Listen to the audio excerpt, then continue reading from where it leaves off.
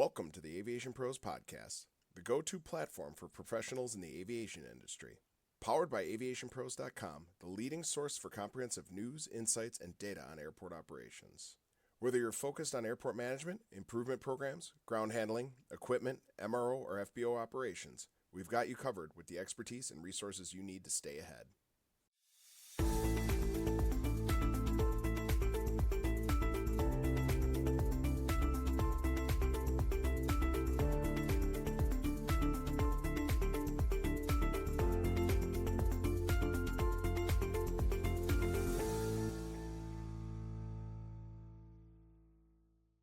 Hello, everyone, and welcome to another edition of the Aviation Pros Podcast.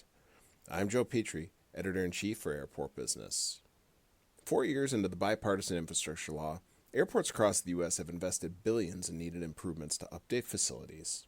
Despite these investments, the American Society of Civil Engineers gave aviation a D+ rating on its latest infrastructure report card. Kevin Burke, President and CEO of Airports Council International North America, has been an advocate for the infrastructure law since it was first proposed under the Biden administration as a tool to help airports bring desperately needed improvements to their facilities and helping address decades in underinvestment in aviation infrastructure. But with the law nearing the end of its life cycle and the low marks still given to the industry by ASCE, it raises questions about the effectiveness of the investment by some. I had a chance to speak with Kevin about these issues, the successes and challenges of BIL, and where we go next as a nation once the law expires, and how do we address airport funding in the future. Kevin, thank you very much for speaking to me today on this topic. Obviously, there's a lot going on in airports. There has been for the last few years, specifically with the Bipartisan Infrastructure Law, and all the investment we've seen. And let's just start with the big picture of things. How would you characterize the overall impact of the BIL law on America's airports in the last 4 years? I mean, has it met the expectations you were looking for? Well, Joe, I think it was critical to help fund airport infrastructure projects around the country. As I always say, we have the best 20th century airports in the country. And then I stop and people say, what did he say? Then they start laughing. I said, we have the best and safest 20th century airports in the country. What BIL is doing is able to modernize airport infrastructure, and it's assisted a lot of our airports around the country in maintaining and improving what I call essential safety operations. So it was a shot in the arm for airports to get this BIL money. Now, is it enough? No. I mean, we have we just are putting out our $173.9 billion based upon our last infrastructure needs study, which is going to be published, or it's out now. That's necessary to fund what we call critical infrastructure upgrades, which is a 15.1% increase on just 2 years ago. So as I see it, American airports are safe, they're secure, but they need to be modernized. And when I compare our airports to airports around the world, and I was just in Italy last week, and went through 3 different airports, and I would consider them, the 3 of them, far better modernized airports than we have in the United States. Not to say that we have bad airports, but they need to be modernized, and money is what's going to make that happen. So BIL, at the time it happened, is exactly what we needed. It was a shot in the arm that we needed, and our airport system was very pleased with it. Now that we were about 4 years into this program, and of course the ASCE infrastructure report card, that's on a 4-year basis. 4 years in, the infrastructure for aviation came out to a D+.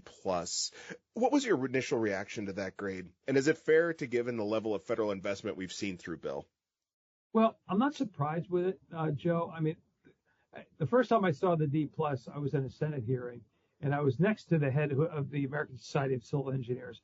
And I said, actually, thank you for this, because it gives us a shot in the arm to say we need to do better as airports. And it gives us a reason when we lobby Congress for increase in funding for BIL or increase in AIP funding, which we got in the FAA reauthorization bill, or advocating for modernizing and uncapping the PFC.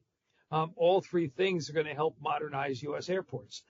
One of the challenges we have at U.S. airports is the regulatory framework that surrounds airports and the time it takes to get the permitting and the money and basically get a project started.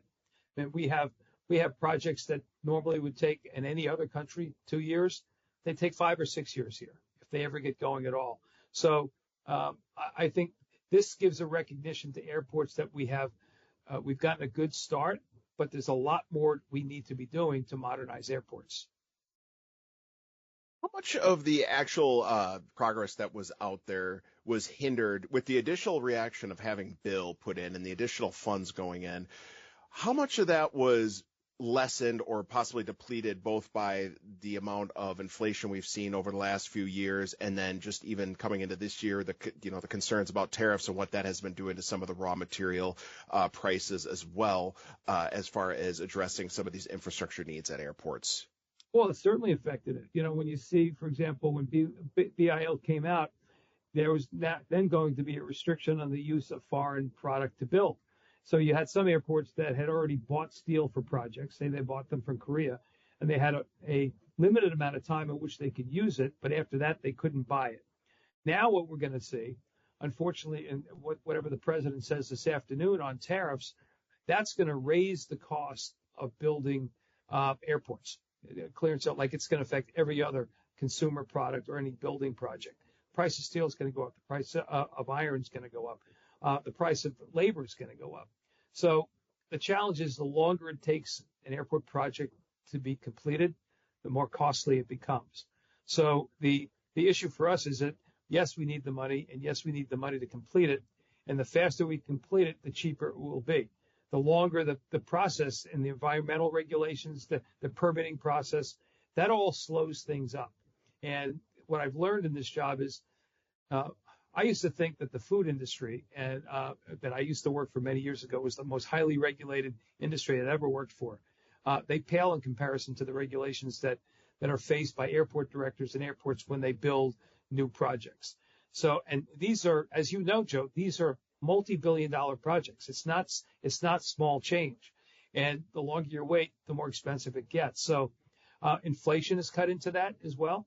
And so, yes, these projects every year it takes to build, the more expensive it gets. And the challenge for airport directors is to get their project done on time, and making certain, like as you had said earlier, having enough people to be able to build these projects.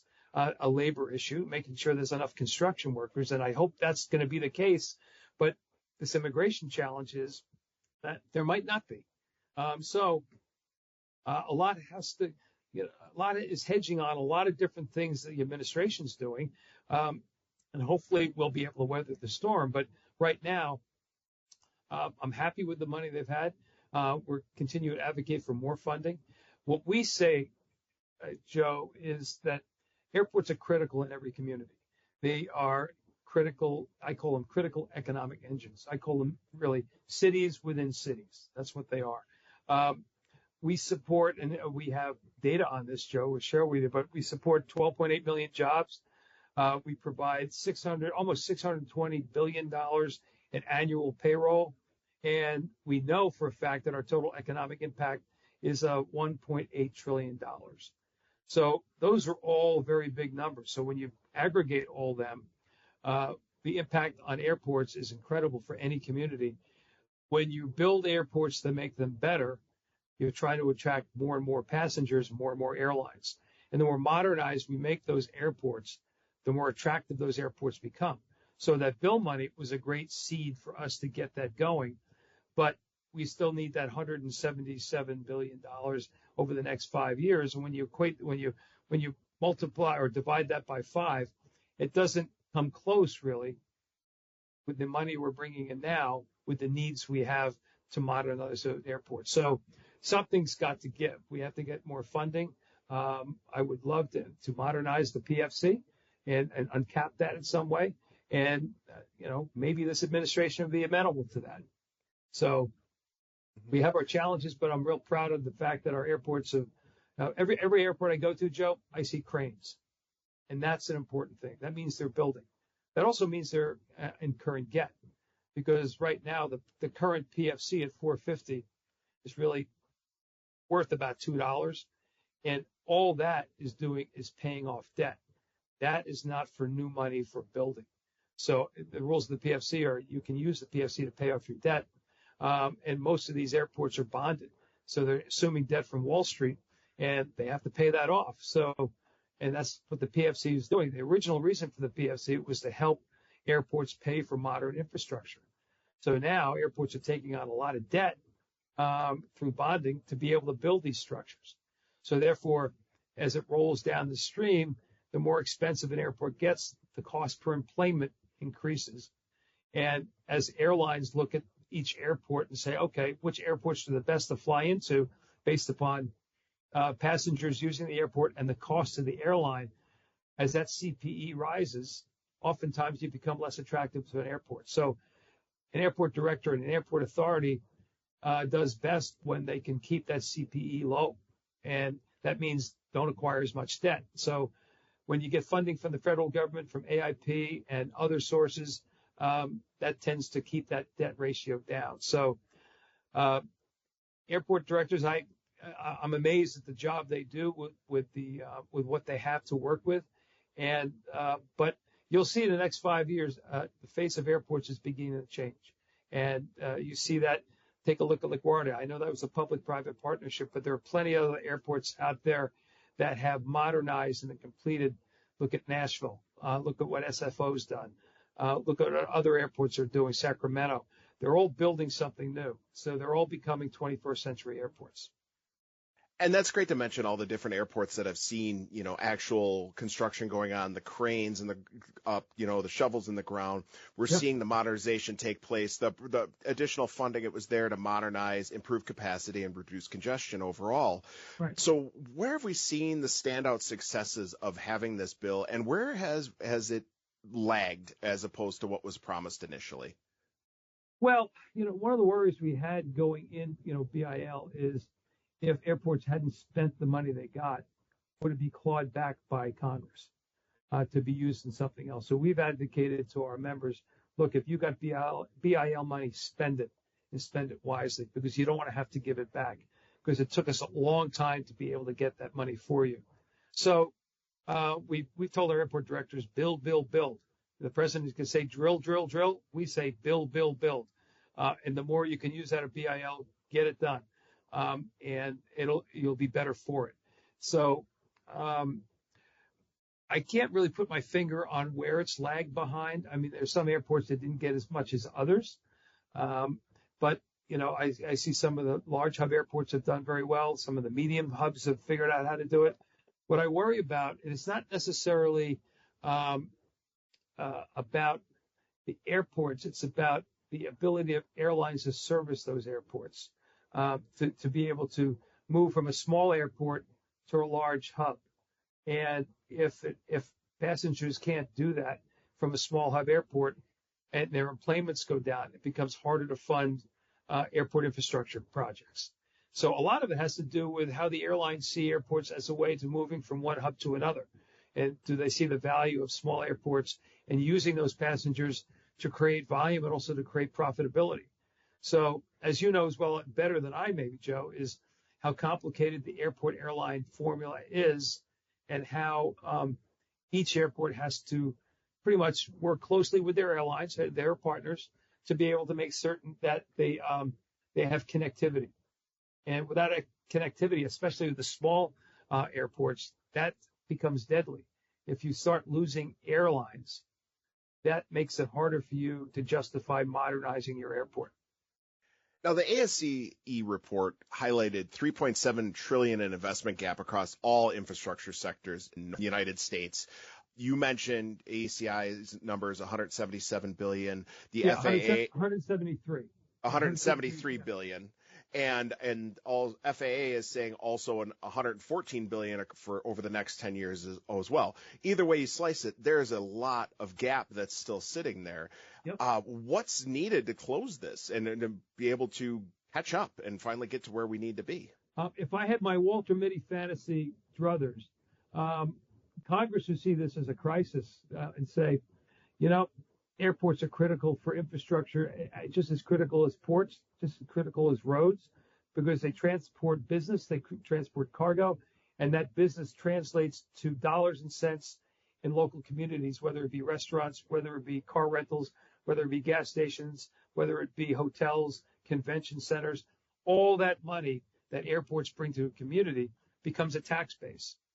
And when they see this, and if an airport's struggling to be able to fund basic things like new parking garages. So if people are driving to an airport and they don't have enough space in an airport parking lot because the car rental companies are using that space, wouldn't it be wise to be able to fund a Conrack and say, put all the car rentals places like they've done that in many airports. Miami has it. Atlanta has it. LA has got the biggest Conrack in our system, which is about to go online when their people mover begins processing. They have that down in Tampa. And that has made a huge difference in being able to increase parking, which translates to revenue for airports. The more revenue an airport can bring in, the more they have to spend on the airport. And as you know better than I, Joe, money that's earned at an airport under law has to stay at an airport. It can't go to City Hall, can't go to the state government. It's called revenue diversion. And those dollars made at an airport have to stay there. So the more money, the more aviation and non-aviation revenue an airport can bring in, it makes it easier for them to fund larger capital projects. Their bottom line, their credit rating is better, their cash flow is better, and it's easier to sell bonds when you see the amount of cash that an airport is holding on to. I mean, take a look at Atlanta. Atlanta's got billions of dollars worth of construction undergoing right now. They got $8 billion going on in $8 billion project going on in Chicago. And that was an agreement with United and American. That project is moving forward. That's increased jobs. That will eventually increase the size of the airport itself. And I look at Dulles, for example, they're building a new terminal, a smaller version of what they consider to be the complete replacement of Terminal C and D. And plus in the future, the development of an international terminal. All that translates into A, it costs a lot of money, but B, they're looking to the future and saying by doing that, we become more attracted to international carriers and bringing in more airlines into a hub system. But yeah, as you know, Dulles is a hub for United, as is American for Dallas, or SFO is a hub for United or Denver. So a lot of it has to do with the ability to raise the money and the ability to be able to spend the money quickly and spend it on local firms which support the economy. Now, the airport infrastructure grant it's delivered at least nearly $12 billion at this point. But the recent report says it suggests we're still falling behind, even with that additional funding. What structural issues in the funding process are holding us back at this point? That's a great question. I think a lot of it has to do with the way we funded airports to date has been through a combination of AIP, PFC, and bonding. Okay, when you add all those three together, there's still not enough money. We've been blessed with getting BIL money, and even when you add that in, there's still not enough money. So in a very rare occurrence, you see airports that have gone a public-private partnership route. You could look at the Port Authority in New York, what they've done at JFK, what they've done at Newark, and obviously the success they've seen at LaGuardia. But that model hasn't really caught on in the United States. And if you go to Europe or the Middle East, or even the Far East, you'll see that model working well because it's private outside capital. Because of the way airports are structured in the United States, whether they be an authority or city-owned airport or a state-owned airport, or in the case of MWA, an airport that's owned by the region plus the federal government, the hoops that they have to go through to get money are different. So they're limited to some degree by those three tranches, the AIP, PFC, and bonding for those airports.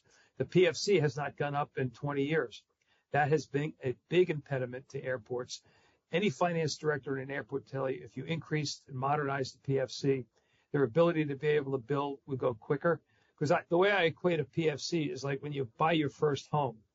And if you put 20% down, you don't have to pay private mortgage insurance. If you put 10% down, you do, which increases your cost. The more you have in PFC money, the less the money you use to borrow, it becomes less. So the PFC is so important in the future for airports to be able to put the money down to decrease their loan costs on bonds. So the impediment has been, frankly, I keep pointing to the PFC. If we're able to fix that, that would jumpstart what's going on now. As I say, there's still a lot of cranes out there, but those cranes are expensive. And if we are modernizing or even uncapping the PFC, that would unleash an awful lot more infrastructure spending. And bottom line is that the PFC would not just be used to pay down debt. They could actually use the PFC for new building. And the PFC is coming from the passenger. It's not coming from the airlines. The airlines would like you to think it's coming from them, but it's not. It's really, if you think about it, the reason why the airlines don't like the PFC is because if an airport gets more PFC money, they can build more modern terminal, more gates, and attract other airlines to the airport. In other words, it'll be attracting competition, which the big carriers don't want. They have fortress hubs for a reason, because they want to keep the competition out. Their opposition to the PFC has nothing to do with money. It has everything to do with competition. And there's definitely a need for more of that competition out there, because just alone we're seeing the growing demand from passengers. I mean, since the pandemic, we've seen an incredible increase in passenger traffic through our airports.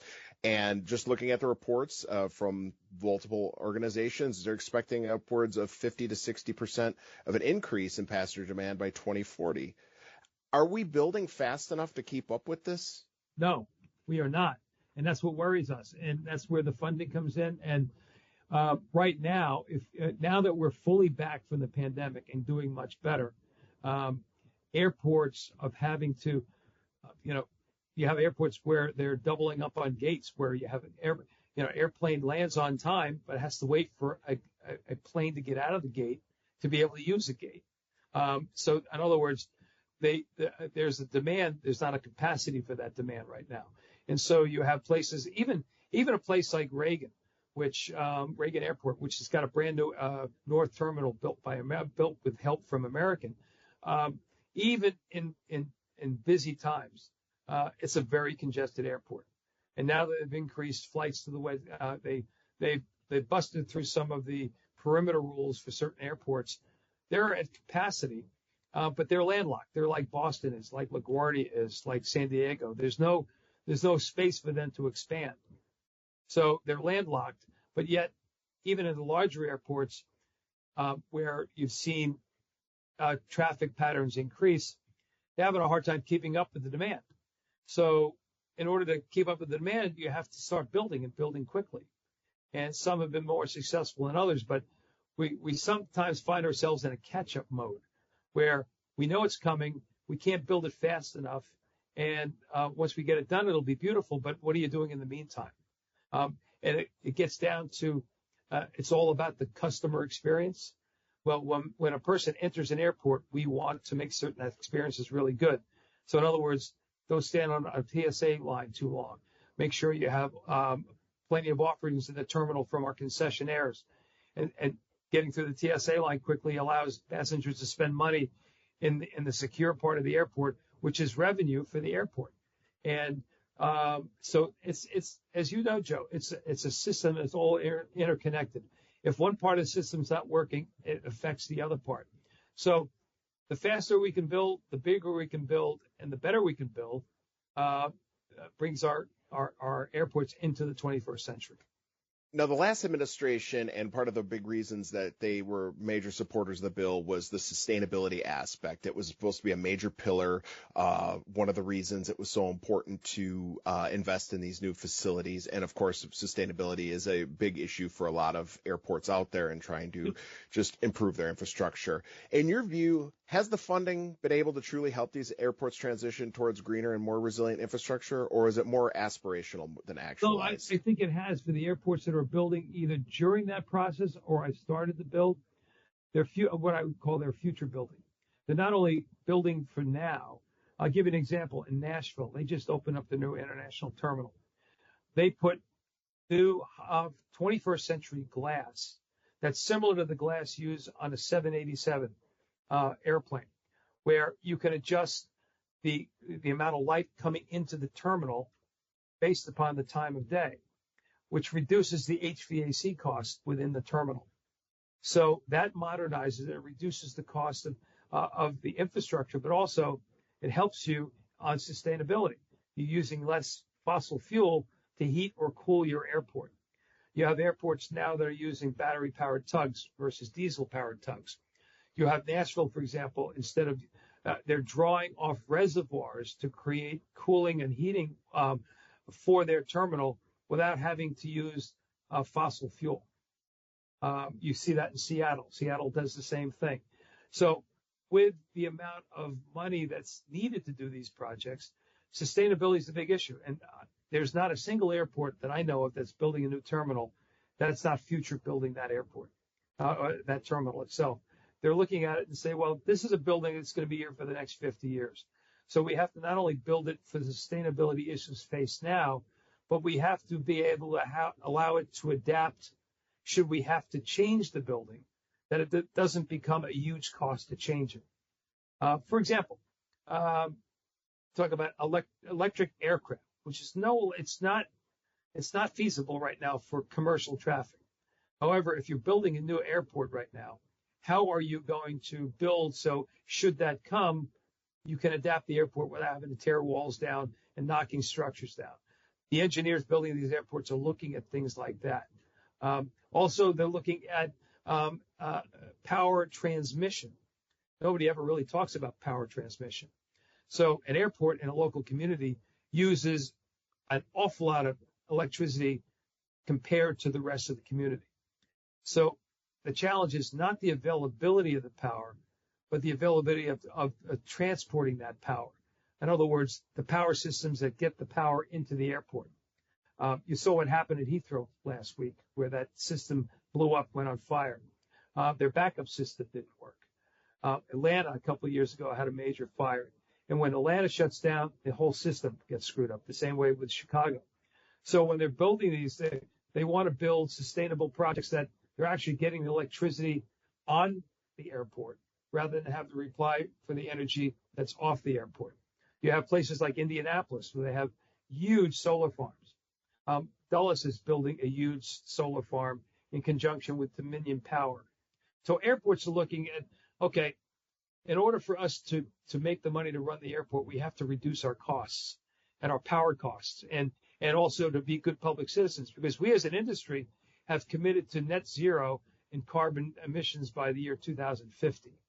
So a lot of airports are taking that to heart. And as they build these new projects, they're looking to see, well, how is it that I can make our airport completely sustainable and being good public citizens by reducing our carbon footprint across the board within the footprint of the airport. And a lot of airports are doing that. Even the ones that have older terminals are adapting the older terminals to be able to make them more sufficient. Now, you have always been, and your organization, a very vocal support for predictable long-term funding when it comes to airport infrastructure and improvement programs. Yep. Does the BIL funding model offer a consistency that airports need, or is it more of just a start? I think it's more of a start right now, because the difference between what BIL is bringing us in, which we're very happy with the amount, but we need more, that the model needs to be adjusted. Not just the BIL model, but the ability to be able to raise more money, like I said before, finding out other ways of getting capital for these major capital projects that are within the current model of financing, but we need more of it. And we need, I'll give you an example, the Canadian model. Our Canadian airports are members of ours. Their equivalent PFC is what they call the Airport Improvement Fund, the AIF. In Canada, each airport has the ability to adjust up or down what their AIF is going to be on the ticket for the passengers. That allows them to figure out what they need through their AIF to be able to fund capital projects. We don't have that luxury here in the U.S. because if you're stuck at $4.50 and it's only valued at $2, there's not a lot of things you can do to plan on a $2 PFC other than just pay down debt. So the Canadian model, while it's not perfect, is something more in line with what would work well in the United States. After the bill's done, do you want to see it renewed, or do we need to go in another direction with something different? It's a good question, Joe. I don't know. If they renew it, we certainly support it. But it's unknown right now what Congress would do with that. I mean, the Congress is under a lot of pressure right now on a lot of different sides, mostly on a partisan basis about, they can't even get a budget done. They continue to go to their CR, their continuing resolution. So if need be, we would support continued funding of BIL, absolutely, because of the need, because there's not been an adjustment in the PFC. So if we need to get more money to be able to build critical infrastructure projects, that's when we go to members of Congress and say, look, you have to fly through these airports every week with your constituents who fly back and forth from Washington with you to your districts. When you get off the plane, are you proud of what you see? And what I like to say is most airports are a reflection of the community in which they're in. They all look different. There's not a single airport that looks anything like the other. And so each airport tries to differentiate themselves. So if you're a member of Congress and you're flying into an airport that's totally inefficient, and your passengers who happen to be some of whom are your constituents, you would want to have an airport that is a proud reflection of your community. And part of what we do at ACI is to get members of Congress to realize that a strong airport, a big airport, even a small airport that is well-funded, well-maintained, and modernized is a true reflection of the community. And sir or ma'am, as a member of Congress, that's the community you represent. So you have to look at it from that perspective. So if I were a member of Congress, I would be fully supportive of increasing funding for airports under our current way in which we finance airports. And I don't see that system changing anytime soon. And my last question for you today, if there is a next round of infrastructure investment, what lessons from Bill and even the ASCE report card and what ACI-NA has looked at as into our infrastructure issues we see, how should we advocate, allocate, and deliver on future airport improvements? I think airports have to be very clear about what their needs are and be very honest, in which they are, about the amount of money it's going to take them to modernize. We, in turn, have to advocate to Congress what that real need is, and we've done that with our infrastructure needs study. And airports are a big voice. And as I like to say, they're usually the largest footprint in any congressional district, other than a big military base, would be an airport. So members of Congress, whether they like it or not, have to listen to those concerns, because not only their constituents fly through there, but an awful lot of the commerce that's done in their congressional districts comes through an airport. If you're an intermodal airport, where you have both shipping, trucking, and airports, you have a triple threat there. And so that makes it even more important that the airports are recognized for what they are, as a major source of commerce for that area. So Congress would be wise to look at airports and say, we need to catch up with the rest of the world because we are behind. I'll be honest with you, Joe, we are behind. When I look at airports in Asia, when I look at airports in the Middle East, now granted, they're financed totally differently, but yet they have built airports that are reflective of their communities and of their culture. And yes, we have nice airports in the United States, but we have some catching up to do. Thanks for tuning in to the Aviation Pros podcast. Stay ahead in airport operations and leadership by subscribing to our Airport Business Daily newsletter, your go-to source for the latest industry insights. And don't forget to explore even more at AviationPros.com, the home of exclusive content for aviation professionals like you. I'm Joe Petrie. We'll catch you next time.